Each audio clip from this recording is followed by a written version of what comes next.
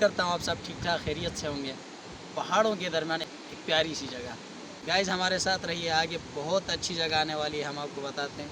अगर मेरा cameraman zoom in करके बता सकता है तो फिर बहुत प्यारी जगह है, बहुत ही ज़बरदस्त। साथ रहिए, मिलते हैं।